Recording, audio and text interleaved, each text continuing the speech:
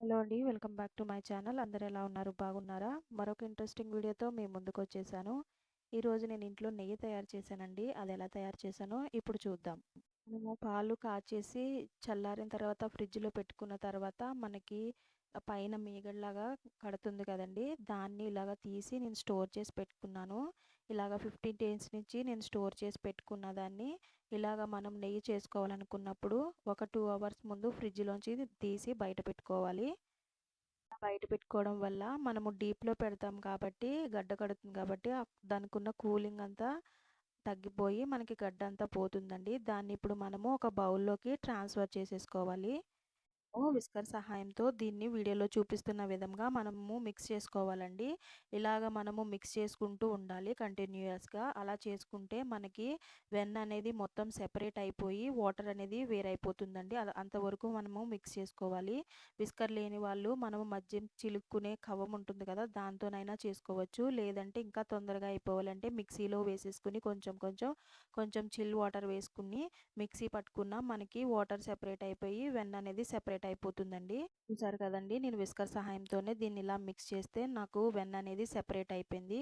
ఇప్పుడు ఇలా సెపరేట్ అయిపోయిన వెన్నని మనము వాష్ చేసుకోవాలండి. వేరొక బౌల్‌లో కూల్ వాటర్ తీసుకుని మనము ఇలాగా ఈ పాలలో నుండి మనం ఈ వెన్ననంతటిని వేరు చేసేసుకోవాలండి. వేరు చేసేసుకుని ఒక 2, 3 టైమ్స్ నేను వీడియోలో చూపిస్తున్న విధంగా మనము దీన్ని వాష్ చేసేసుకోవాలి. మనకి అలా వాష్ చేసుకోవడం వల్ల వెన్నలో ఉండే స్మెల్ గానీ ఏమన్నా మనము 15 డేస్ స్టోర్ చేస్తాం కాబట్టి ఏమన్నా స్మెల్ ఉన్నా ఏమున్నా పోతదండి.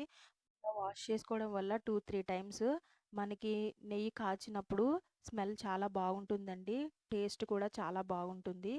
సో, ఈ విధంగా మనము వాష్ చేసుకోవాలి. ఇలా వాష్ చేసుకుని మనము ఏ గిన్నెలో అయితే మనం నెయ్యి కాస్తామో ఆ గిన్నెలోకి ఇది మొత్తం ట్రాన్స్‌ఫర్ చేసేసుకోవాలండి.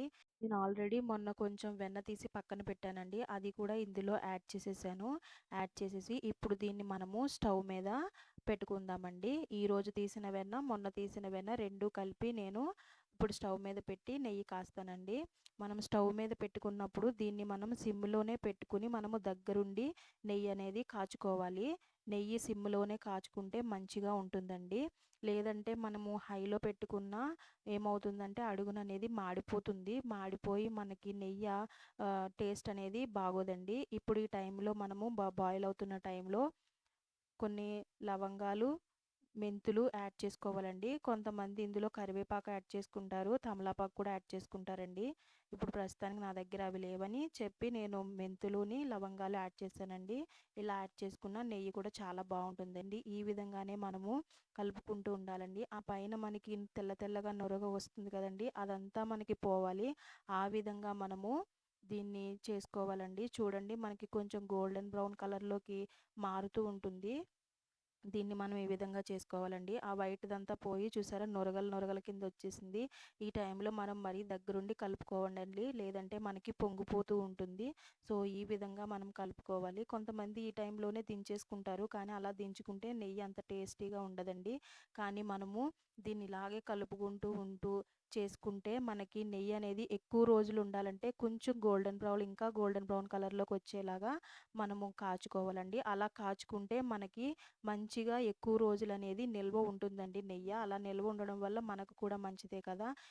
మనకి బయట నెయ్యి కన్నా ఇంట్లో నెయ్యే మనకి చాలా సేఫ్ అండి. బయట మనకి నిల్వ ఎక్కువ ఉండడానికి అందులో కెమికల్స్ కలుపుతారు. కానీ మనకు అలాగే ఏముండదు. చూసారు కదా! ఈ విధంగా నేను నెయ్యి కాచుకున్నానండి. ఇంత కలర్ వచ్చేంత వరకు కాచుకుంటే నెయ్యి మనకి ఎక్కువ రోజులు ఉంటుందండి. ఇప్పుడు మనం స్టవ్ ఆపేసుకొని దీన్ని చల్లారబెట్టేసుకోవాలండి. ఇది చల్లారిపోయిన తర్వాతే మనం వడకట్టుకుంటే మనకి మంచిగా ఉంటుంది. ఈ కింద ఉన్న తుప్పంతా మనకి రాకూడదు మడ్డంతా అంటే మనము ఒక క్లాత్ పెట్టుకొని మనము వడపోసుకోవాలండి. ఇప్పుడు నేను చూసారు కదా! మొత్తం అంతా చల్లారిపోయింది. నెయ్యి అయితే చాలా బావుందండి. ఇల్లంతా మంచి స్మెల్ వస్తుంది. ఈ విధంగా నేను నెయ్యిని ప్రిపేర్ చేసుకున్నానండి. ఇప్పుడు మనము దీన్ని చల్లారిపోయిన దాన్ని ఒక జార్‌లోకి గానీ, ప్లాస్టిక్ డబ్బాలోకి గానీ మనము దీన్ని ట్రాన్స్‌ఫర్ చేసేసుకుందామండి. నేను ఒక ప్లాస్టిక్ డబ్బా తీసేసుకొని దాని మీద ఇలాగ ఒక పల్చని క్లాత్ పెట్టుకున్నానండి. దానిపైన స్ట్రెయినర్ యాడ్ చేసుకున్నాను. స్ట్రెయినర్ పెట్టుకొని ఇందులో మనం కాచుకున్న నెయ్యిని కొంచెంగా వేసుకుంటూ మొత్తం మనము స్ట్రెయిన్ చేసేసుకోవాలి. క్లాత్ పెట్టి స్ట్రెయినర్ పెట్టి మనము స్ట్రెయిన్ చేసుకోవడం వల్ల మనకు అడుగునున్న మడ్డ అనేది నెయ్యి బాటిల్లోకి దిగకుండా ఉంటుందండి. మనం ఒకవేళ క్లాత్ పెట్టుకోకుండా స్ట్రైనర్ పెట్టుకుని చేసామంటే స్ట్రైనర్లో ఉన్నది కొంచెం కొంచెం మనకి లైట్గా దిగుతూ ఉంటుంది, అడుగున మడ్డు ఉంటుందండి.